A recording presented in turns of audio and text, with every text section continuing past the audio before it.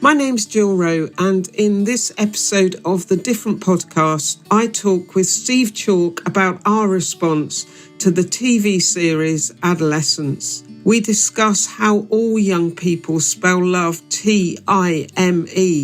It's the most precious commodity we can ever give to a child, along with our presence. We see that understanding what is happening physiologically in a young person helps us to know more fully what and how we need to be in their orbit.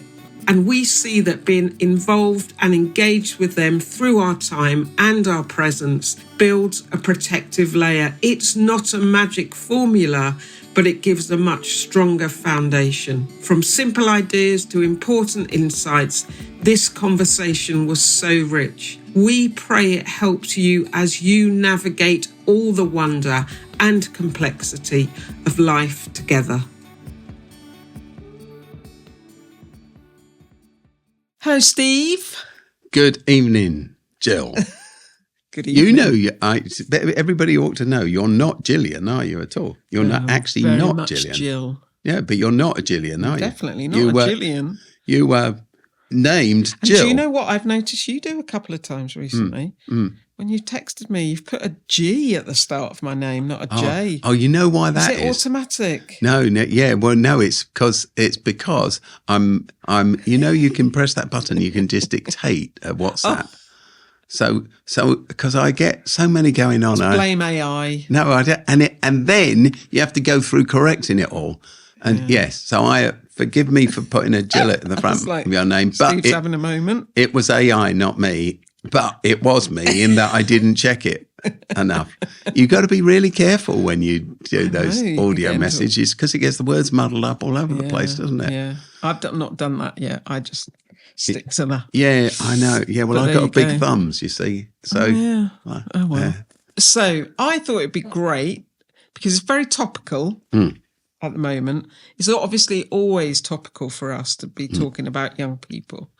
But there's obviously with the Netflix program that's out, Adolescence, and I mean, everybody I speak to asks, have you seen the program? And Steve, you've been on a lot of media outlets talking about this as Netflix as well. And Adolescence and Stephen Graham and all everyone. And Inside Out, Upside Down, the thing. In fact, just tonight when I get home, I've got to write an article on adolescence for the Church Times. I know.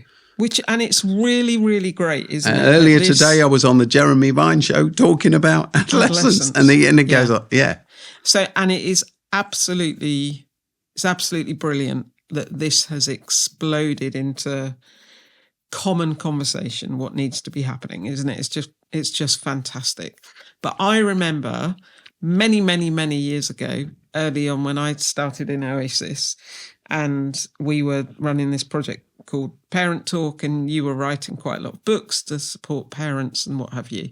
And there was a book that we did on a guide to teenagers. I remember it's a red cover.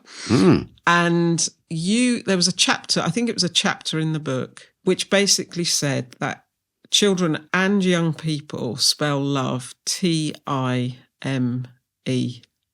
That's right. And it has always stuck with me. And I feel like even in the big, very, very significant conversations that are going on at the moment about adolescence and everything that program shows up, that actually that piece of wisdom that you shared, it feels like that fits with this conversation. Yeah, that was one of the lines I used in one of the books. And, I'd forgotten it altogether, but it's true, isn't it? Yeah. It's not just kids.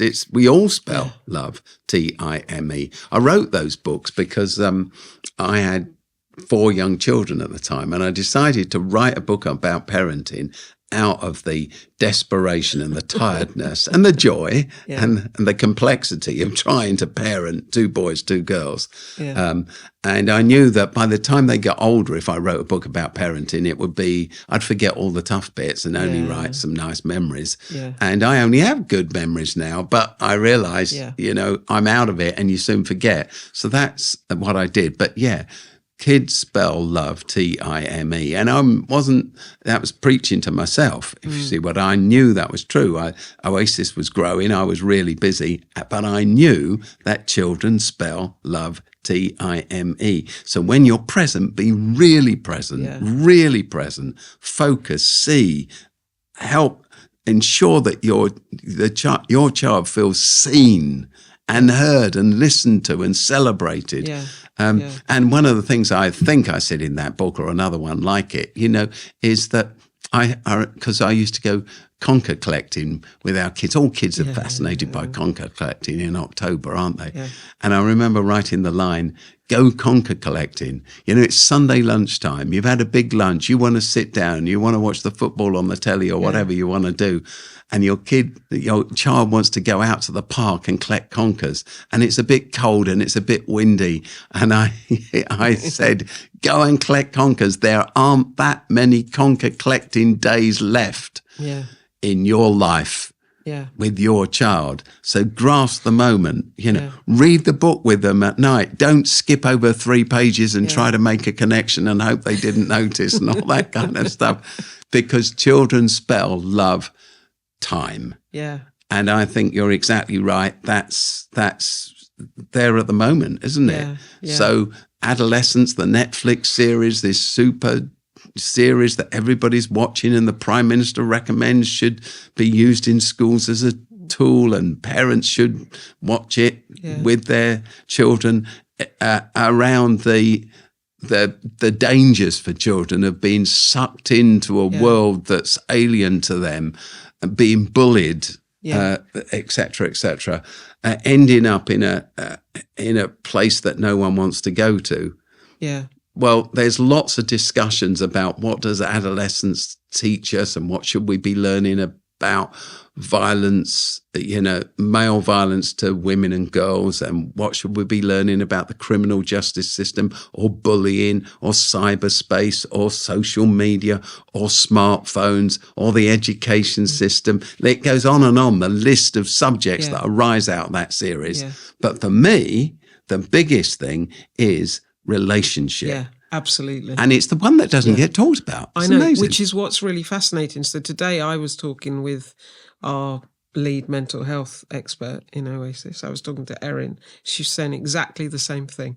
That the thing is about your presence with people, your presence with your young people. Yeah. And even there's a responsibility on us as the adults to realise that our young people, whether they're ours or we're connected to families that have young people who we're in the orbit of. Young people do whatever the initial behaviour might be. Young people do want your presence. They do want your time, because that's how they're working out what love looks like. Exactly. Which reminds me of another line from that book, because I used to say it's your presence, not your presents, not your gifts.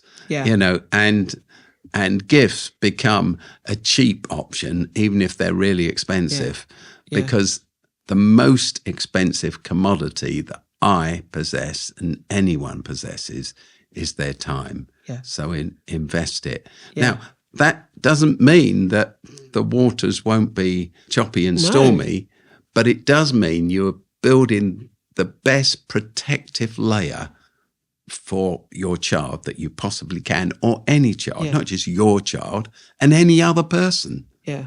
It's the best protection in terms of social and emotional and mental health.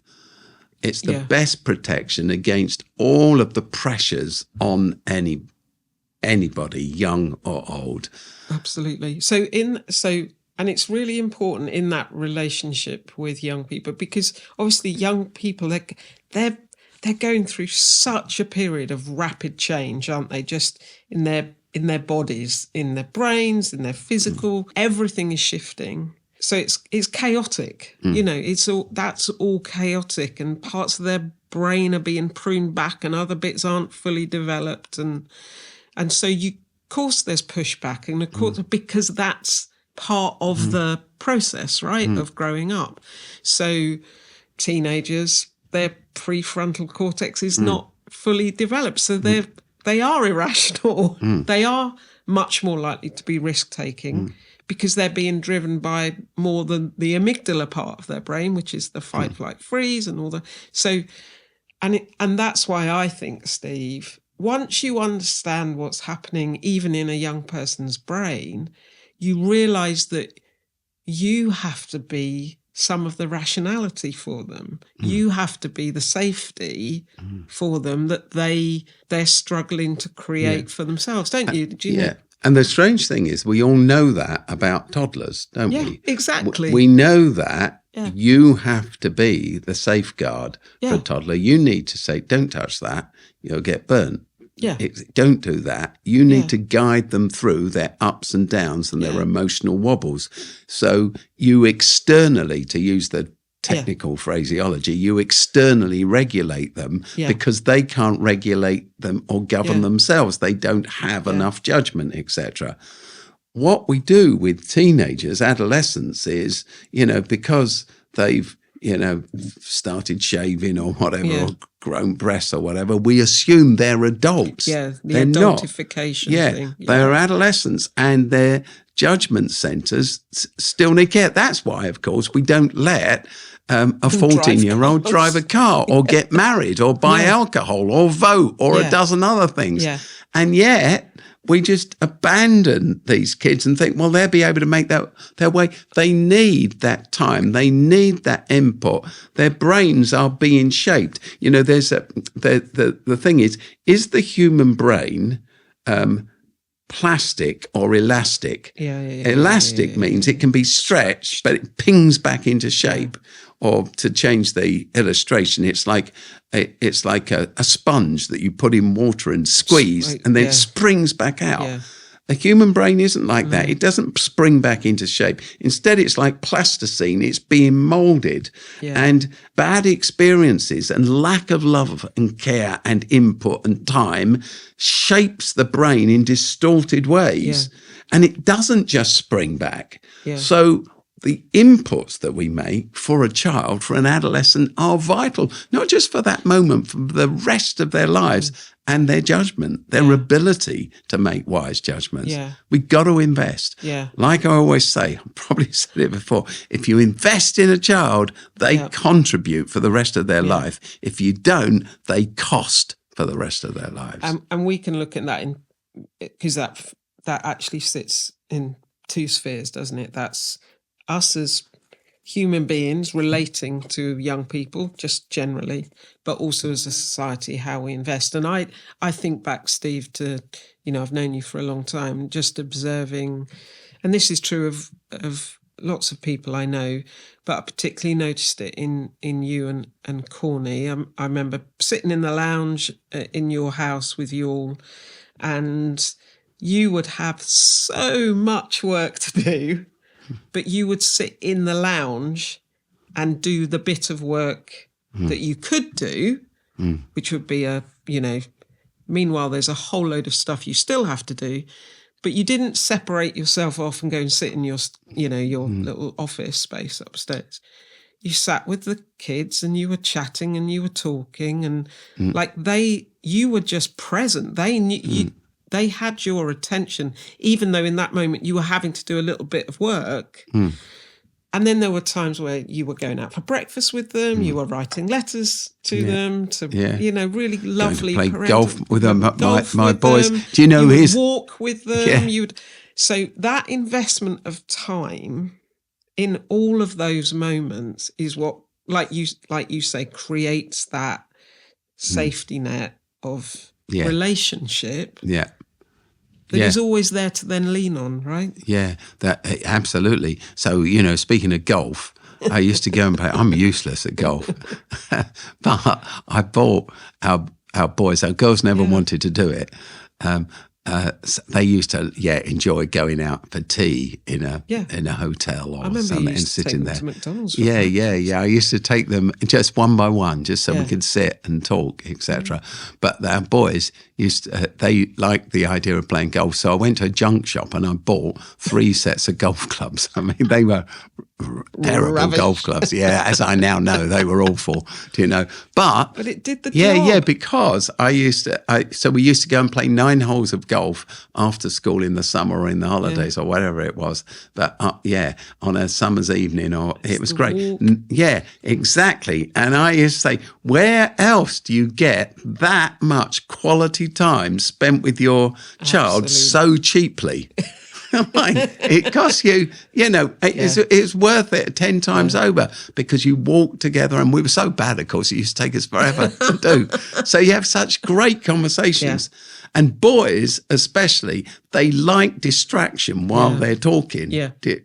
Girls aren't made that way generally. I'm not trying to stereotype. A girl will love, our girls would love to sit down. A boy likes doing something whilst talking. Yeah. And even things like, I'd love it if you came with me to do the shop. I'd love it if, like, all the normal things, if I think about stuff that my mum just got me to help her with, and in the helping, we were talking about everything, And I just think that it's at that level of things, it doesn't, like you said, Steve, it doesn't need to be costly. It's about our time. Yeah. I talked to one of our therapists recently about a lad who she was working with who was presenting as having ADHD. And, that's not a thing. It's a general umbrella description of a lack of attention, But there might be endless reasons for that work out in different ways. And she just said to me, you know what it's about in his case? It's just that his dad's never at home. This is somebody who works with us who is a highly skilled therapist. She just said, that's why he presents as ADHD. His dad's never at home. It's all communication. The behaviour is always communication, right? Absolutely. So I think this is the biggest thing coming out of adolescence. In fact, I was with a mum last week, mum and dad, actually. I went to have a meal with them one evening. We went out to a restaurant because they've been wonderfully generous and donated some money to Oasis that's helped us with some of the therapeutic care that we give. Anyway, they had watched Adolescence, the 4-part series, and they came into the restaurant. Now, they're a totally together couple who care. They've got 2 teenage kids. They care so much they've invested money in the care of other kids as well.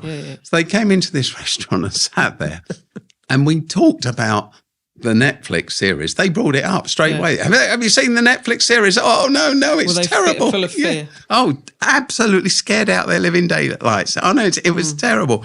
And the mum said, she said, I used to think I had a really good relationship with my 2 children. I used to think that, but now I realise I must have been just deluding myself. Oh. I can't have a good relationship. It's terrible. And every time I think to myself, it must be good, I realise it must be bad for me to even think that it must be good. And I just said to her, I said, I know you, and I know you have a great relationship with your children.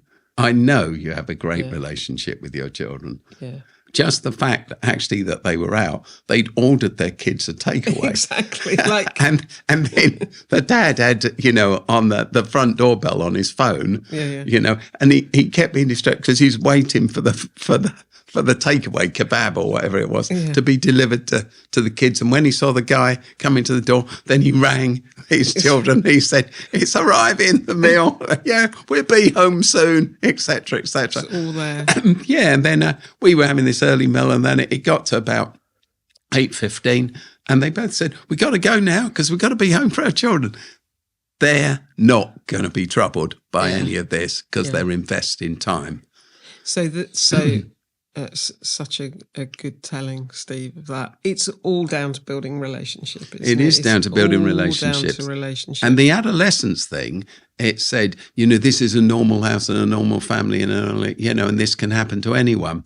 And of course, every parent needs to be vigilant. But if you're spending time, you're involved, you're engaged, and you will carry your children through, and you'll think about where they are and what's going on with them.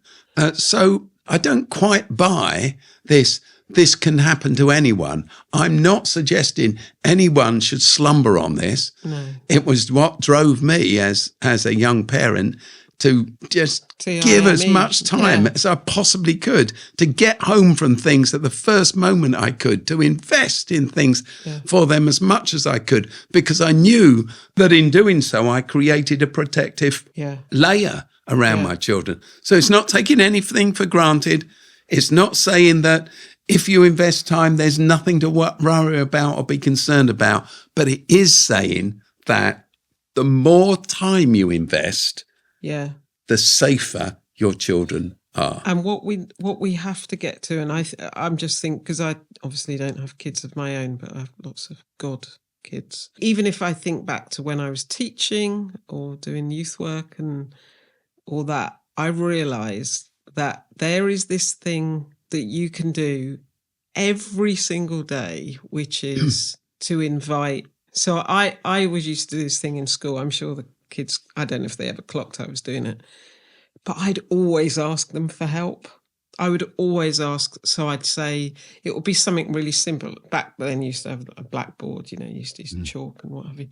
And I used to just call out into the corridor, I go, anyone want to come and help me clean my board up? And because people love doing that stuff. And then I'd say, I need help with this. And could someone help me with this? And before you knew it, you got all the kids who would be on the edge, who would come in because they just wanted the relation. They wanted to know that it. And then, of course, things were like you'd got a relationship. They'd got a trusted adult that they were then in a relationship with. So there's something about us as the grown-ups seeing past the behaviour, seeing past and going, actually, that's a human being and I need their help. Like that's actually the dynamic here. Yeah, so I don't think it needs to be complicated, Steve. But one of the other things I've noticed is that sometimes there's a little bit of a narrative, which is, young people don't want to talk to older people. Young people think older people are irrelevant. And my experience is so the opposite of that. It's so the opposite of that. I think even when, recently you and I had the privilege of spending some time with some of our students who came to see us in the office, and all they wanted to do was ask us questions about purpose and meaning and life, and they wanted wisdom. And then I was in an academy the other day, and it was, can you give me some guidance around this? They are craving connection and some advice all the time. And I'm just thinking of something that happened to me today. Whilst you were talking, I was thinking about a piece of advice I used to give to parents who were concerned about their children. I used to say to them, join a church. Yeah. Now, I don't go for any church, but like a church with great kids stuff. Yeah. And and I said, it doesn't matter if you go and sit in the service and you're bored out of your head, as long as your kids are with other kids in a safe place and they're making good friends, in lots of connections. And of course, we did that as a couple, Connie and I, and our kids have made connections that continue and will continue for life. Yeah. Now, it's an extraordinary thing. And they're not just connections with kids of their own age. They're connections with all sorts of people of all sorts of ages. In actual fact, on the way here, there's a young 13-year-old girl who at church yesterday morning, I was chatting to her, just finding out what she was doing. And then I saw her earlier and I wasn't close to her, but she saw me across the street and she put up her thumb like this, like that, because I've got a connection with her. Absolutely. And she feels safe with me because I invest in her and listen to her and applaud her and celebrate her. Yeah. Now, that is an extraordinary thing. I don't mean it's extraordinary I do it. It's like, isn't it wonderful? When I was a little kid, I used to have a Sunday school teacher called Miss Suter. And I didn't ever learn her name. She was just called Miss Suter. And every Christmas, she used to take me and my 2 sisters and brother up to central London, and we used to walk down Oxford Street and look at all the lights together. Yeah. And I remember one year she bought me a second-hand little watch. It was my first watch and gave it to me. Now, I can't remember a thing that Miss Suter ever taught me, if she ever taught me anything. But I can remember she took me to London with my brother and sisters every Christmas, and she bought me that watch. Time. Exactly. And I can still remember her name, and I could still picture her. And the only reason I don't know her first name is she never told me. But her input into my life and the stability it brought to me, because I felt that I mattered, well, you can't measure that, can you? Love is spelled T-I-M-E for not just young people, but for all people. Thank you, Steve. Thank you, Jill.